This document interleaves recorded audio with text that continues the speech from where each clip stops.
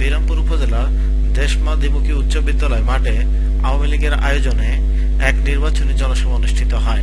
নির্বাচনী জনসভায় বাংলাদেশ আওয়ামী লীগের নৌকা মনোনীত প্রার্থী মোহাম্মদ শিবলী সাদিক এমপি বক্তব্য রাখেন। তিনি তার বক্তব্যে বলেন, আর বাকি যে সময়টা ওয়াদা করে গেলাম 5 বছর লাগবে না, 1 থেকে 1.5 বছরের মধ্যে বাস্তবায়ন হয়ে যাবে ইনশাআল্লাহ। কথা দিয়ে একটা এমপি হয় 5 বছরের জন্য। আমি যে কথাগুলো মুস্তাফিজুরের সন্তান হিসেবে বলছি এখানে, এটা আপনাদেরকে বিশ্বাস এবং আস্থা রাখতে হবে। সর্বোপরি আস্থা রাখতে হবে জননেত্রী শেখ হাসিনার প্রতি। আজকে চিন্তা করেন, নিজের জীবন ভয় করে নাই, উনি আপনাদের কাছে আসছেন এবং হাতে তুলে দিয়ে গেছেন যে শিবলী সাদিককে আপনাদের হাতে তুলে দিয়ে গেলাম। এটা কত বড় কথা। বঙ্গবন্ধুর কন্যা এই কথা বলে গেছে।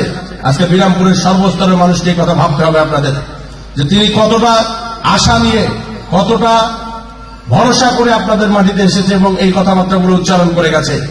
আমি বিশ্বাস রাখি, আস্থা রাখি আপনারা এমন পরিমাণ ভোট এই বিনাইল থেকে দেবেন যে আপনাদের এই ভোটের কারণে আপনাদের সকল কাজকর্মগুলো করতে যেন আমার বিন্দু পরিমাণ ব্যক্তিত না হয়। এবং আমি আশা করছি, বিশ্বাস রাখছি নেত্রীর প্রতি। আমি কিন্তু বলেছি নেত্রীর কাছে, যেভাবে বিদ্যুৎ দিয়েছেন আগামী কিন্তু রাস্তা দিতে হবে।